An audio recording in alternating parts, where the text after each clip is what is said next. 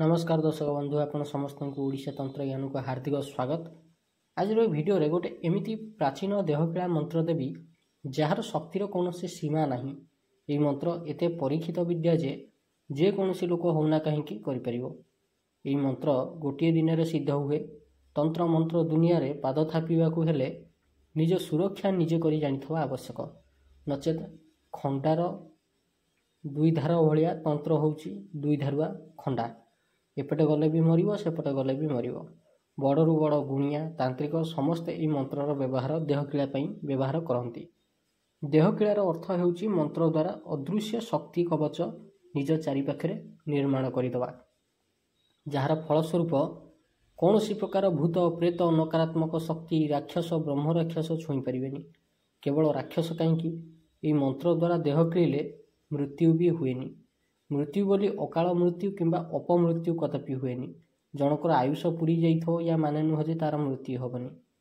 जदि आपणकर विश्वास होउनी तेबे परीक्षा करी देखि परिबे। केमिति परीक्षा करिवे? दिने दिने एमिति खराब समय थाए कि सकाळु सकाळु उठिला मात्र झुंटिकी खंडिया खाबरा हो जिवे किंबा छोट एक्सीडेंट रु दिन आरंभ हुए। से दिन आपणकर कोनोसी बड़ एक्सीडेंट रो सूचना हबार अछि बोली जानि नेबे।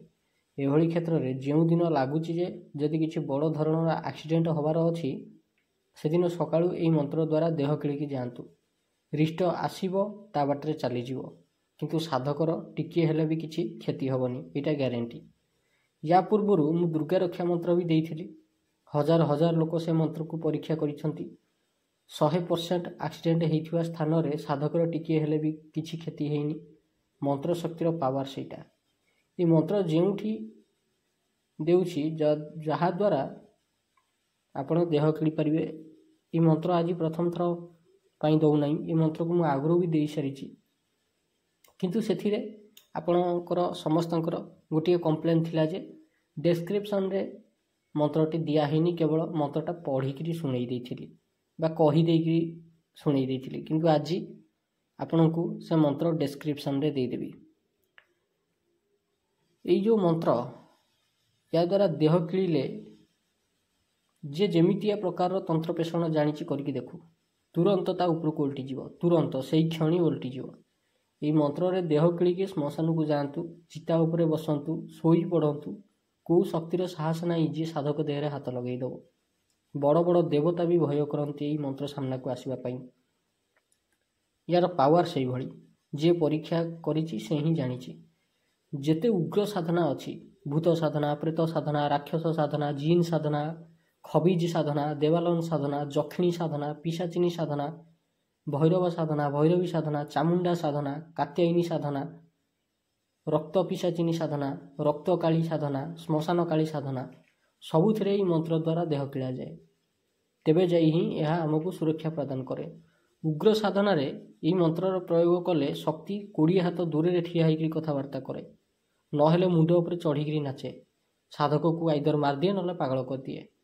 किंतु जेतेबेले भी सौम्य देवी देवतांकर साधना करेंगे सेतेबेले ई मंत्रर प्रयोग करेंगे, नचेत भयर से देवी देवता आसबे नहीं। आपण सामना को प्रत्यक्षीकरण हो पार ना, अकारण रे साधनाटा नष्ट हो सिद्धि हेबनी।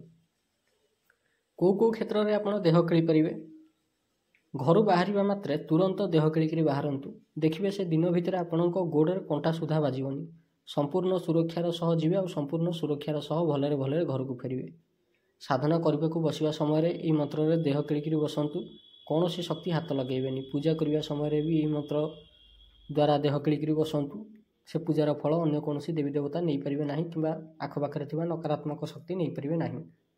जदि आपको लगुच कि आपण बारंबार तंत्र पेषण होउची, तेबे शोईकी उठिबा मात्रे निज देह किलंतु आ शोइबा पूर्वरु देह किलंतु, ठीक हो।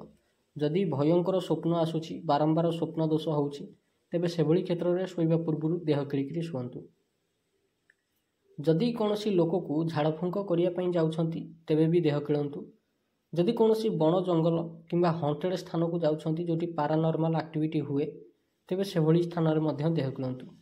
जदि कौनसी पुराना हावेली बंगला को जाउछंती किंबा कौनसी दुसाध्य स्थान को जाउछंती, तेबे निजर देह किलिकी जातु। ये मंत्रटी को मु डिस्क्रिप्शन रे आज देदेवी। ଏବେ ଜାଣିବା ମନ୍ତ୍ରଟିକୁ କେମିତି ସିଦ୍ଧ କରିବେ, କାରଣ ବିନା ସିଦ୍ଧିରେ କୌଣସି ମନ୍ତ୍ର କାମ କରେନି। କିଛି ମନ୍ତ୍ର ଅବଶ୍ୟ ଅଛି ସ୍ୱୟଂ ସିଦ୍ଧ, କିନ୍ତୁ ଏଇଟା ସ୍ୱୟଂ ସିଦ୍ଧ ନୁହେଁ, ୟାକୁ ସିଦ୍ଧି କରିବା ପାଇଁ ପଡ଼େ। ଏହି ମନ୍ତ୍ର ସିଦ୍ଧ କରିବା ପାଇଁ ଆବଶ୍ୟକୀୟ ସାମଗ୍ରୀ ହେଉଛି ମା ଦୁର୍ଗାଙ୍କର ଫଟୋ ନଚେତ ମୂର୍ତ୍ତି, ଫୁଲ, ଚନ୍ଦନ, ଧୂପ, ଦୀପ, ଭୋଗ ଆପଣ ନିଜର ଇଚ୍ଛା ଅନୁସାରେ ଦେଇପାରିବେ। ଯେଉଁଦିନ ସଂକ୍ରାନ୍ତି ପଡ଼ିବ ସେଇଦିନ ପୂର୍ବ ଦିଗକୁ ମୁହଁ କରିକି ବସିବେ। ମା ଦୁର୍ଗାଙ୍କର ଫଟୋରେ ଫୁଲ, ଚନ୍ଦନ, ସିନ୍ଦୁର ଲଗାଇବେ, ଧୂପ ଦୀପ ଦେଖେଇକରି ପୂଜା କରିବେ, ଆଉ ମନ୍ତ୍ର 108 ଥର ଜପ କରିବେ। ଏଥିରେ ଆପଣ ଯେକୌଣସି ରଙ୍ଗର ବସ୍ତ୍ର ପିନ୍ଧିପାରିବେ।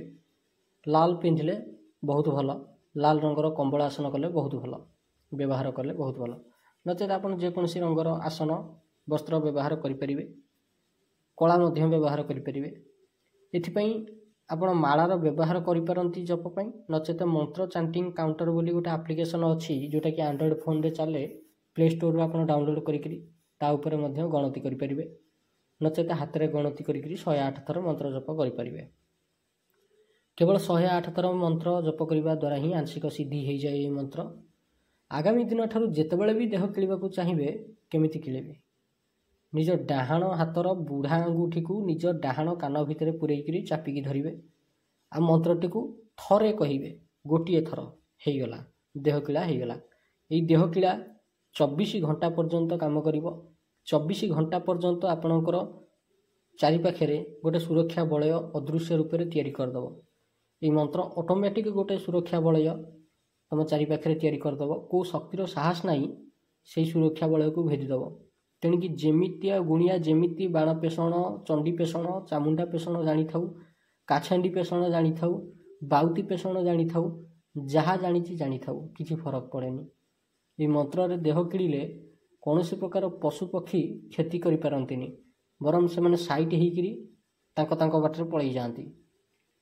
ସାପ ମୁହଁ ପାଖରେ ଗୋଡ଼ ଦେଖେଇଲେ ବି ସେ ଦଂଶିବନି, କିନ୍ତୁ ୟା ମାନେ ନୁହେଁ ଯେ ଆପଣ ଯାଇକିରି ସାପ ମୁହଁ ପାଖରେ ଗୋଡ଼ ଦେଖେଇବେ। ଅଜ୍ଞାତରେ ଆସୁଥିବା ସମସ୍ତ ବିପଦରୁ ଏ ମନ୍ତ୍ର ଆପଣଙ୍କୁ ରକ୍ଷା କରିଦେବ। ଅର୍ଥାତ୍ ଏମିତି ବିପତ୍ତି, ଦୈବୀ ବିପତ୍ତି ଯାହାକୁ ମଣିଷ ଜାଣିନଥିବ, ସେଭଳି ବିପଦରୁ এই ମନ୍ତ୍ର ରକ୍ଷା କରେ। ଜାଣି ଶୁଣିକି ସୃଷ୍ଟି କରାଯାଉଥିବା ବିପଦରୁ ରକ୍ଷା ମିଳେନି। ତେବେ ଆଶା କରୁଛି ଆପଣଙ୍କୁ ଭିଡ଼ିଓଟି ଭଲ ଲାଗିଥିବ। ମନ୍ତ୍ରଟା ଆପଣ ଡେସ୍କ୍ରିପ୍ସନ୍ରୁ ପାଇଯିବେ। ଯଦି ଭିଡ଼ିଓଟି ଭଲ ଲାଗିଛି, ଏଭଳିଆ ତନ୍ତ୍ରମନ୍ତ୍ର ରିଲେଟେଡ୍ ଭିଡ଼ିଓ ଦେଖିବା ପାଇଁ ଆପଣ ଆମ ଚ୍ୟାନେଲ୍ ଓଡ଼ିଶା ତନ୍ତ୍ରଜ୍ଞାନକୁ ନିହାତି ସବସ୍କ୍ରାଇବ୍ କରନ୍ତୁ। ଧନ୍ୟବାଦ।